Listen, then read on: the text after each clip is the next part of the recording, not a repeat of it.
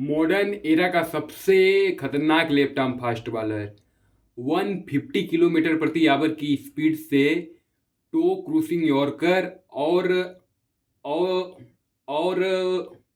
और और और मॉडर्न एरा का सबसे खतरनाक left arm fast bowler modern era का सबसे खतरनाक left arm fast bowler 150 kilometre प्रति आवर की स्पीड से टो क्रूसिंग यॉर्कर और और और वर्ल्ड कप में रिकॉर्ड तोड़ते हुए स्पेल मिचेल स्टार्क एक ऐसा नाम जो आज भी दुनिया के बेस्ट बैटर्स के दिलों में खौफ पैदा कर देता है। तो सोचिए, अगर आज स्टार्क इतने डेंजरस हैं तो उनका प्राइम कैसा रहा होगा। तो आइए जानते हैं कि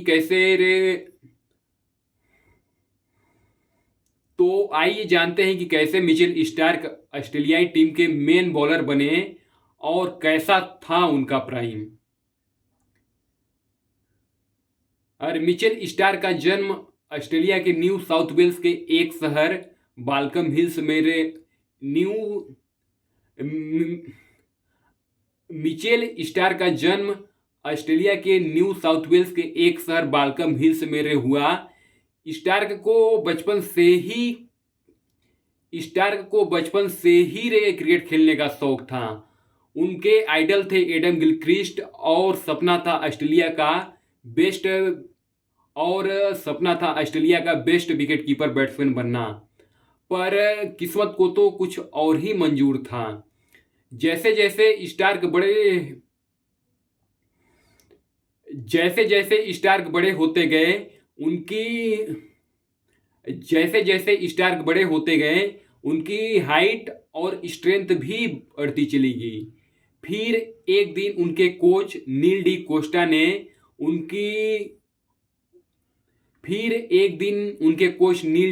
ने उनकी हाइट को देखते हुए विकेट कीपिंग छोड़ बॉलिंग पर फोकस करने को कहा।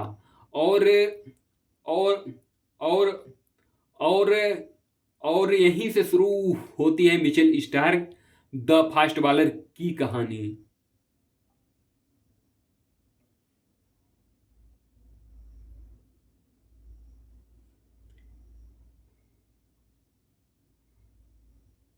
स्टार्क ने तेज गेंदबाजी को बहुत ही जल्दी सीख लिया और 16 साल की उम्र तक वो 135 किलोमीटर प्रति आवर की स्पीड से बॉलिंग करने लगे।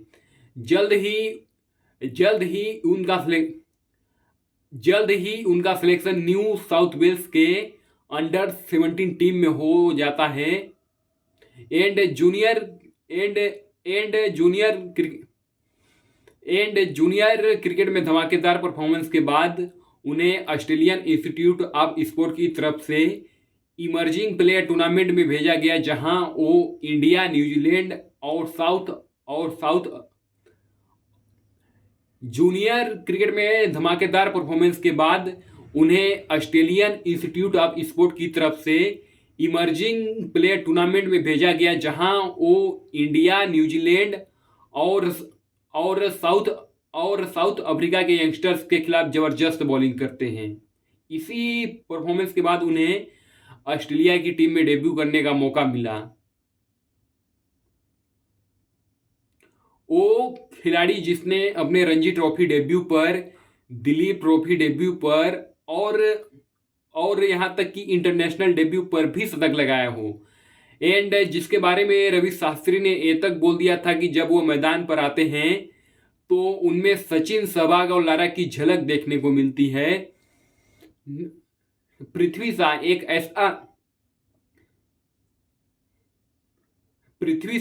ऐसा खिलाड़ी जिसके बारे में रवि शास्त्री ने ये तक बोल दिया था कि जब वह मैदान पर आते हैं तो उनमें सचिन, सहवाग और लारा की झलक देखने को मिलती है।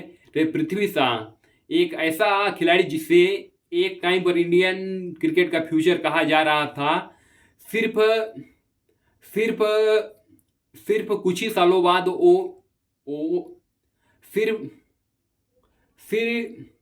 सिर्फ कुछ ही सालों बाद वो इंडियन टीम से ड्रॉप आउट हो गए। मुंबई की रणजी टीम से ड्रॉप आउट हो गए और हालात तब बद से बदतर हो गए जब वह और हालात तब बद से बदतर हो गए जब वह आईपीएल 2025 में भी अनसोल्ड हो गए। तो आइए जानते हैं कि आखिर ऐसा क्या हुआ पृथ्वी शॉ के साथ कि जिन्हें एक टाइम पर इंडियन क्रिकेट का फ्यूचर कहा जा रहा था। तो आइए जानते हैं कि आखिर ऐसा क्या हुआ पृथ्वी शॉ के साथ कि जिन्हें एक टाइम पर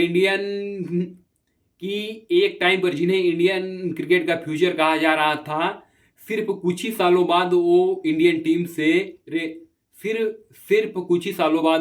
टीम से ड्रॉप आउट हो गए। तारीख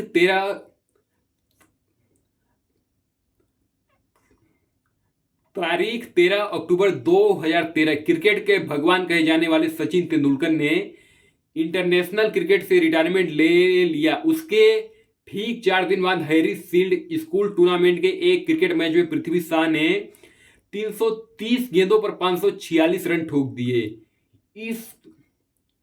पृथ्वी शॉ की इस पारी ने मीडिया का ध्यान काफी आकर्षित किया, क्योंकि ये पारी सचिन तेंदुलकर के इंटरनेशनल रिटायरमेंट के ठीक 4 दिन बाद आई थी,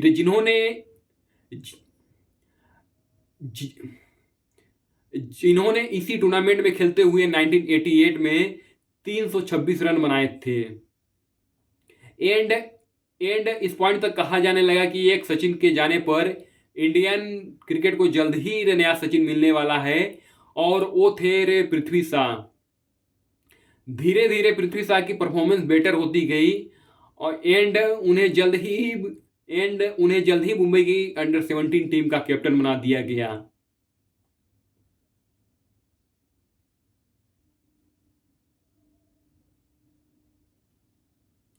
2019 की गर्मियों का दिन, लंदन का लॉर्ड्स का मैदान और पूरा इंग्लैंड जश्न मना रहा था, क्योंकि इयोन मॉर्गन की टीम ने इंग्लैंड क्रिकेट के इतिहास में पहली बार सुपर ओवर के रोमांच में वर्ल्ड कप जीता था।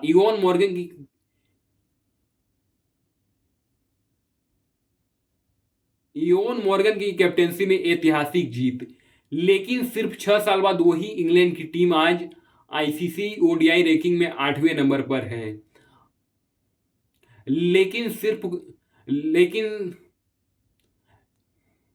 2023 ओडीआई वर्ल्ड कप में ग्रुप स्टेज से बाहर और 2025 चैंपियन ट्रॉफी में पहली बार पार्टिसिपेट करने वाली अफगानिस्तान से हारकर बाहर होना और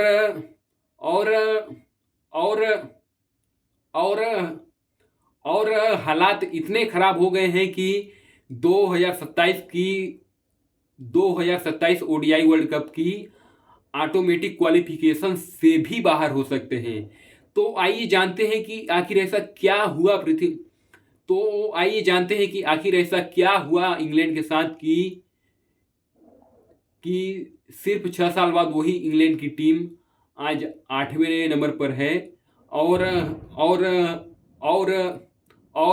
हालात इतने खराब हो गए हैं कि 2027 ओडीआई वर्ल्ड कप की ऑटोमेटिक क्वालिफिकेशन से भी बाहर हो सकते हैं।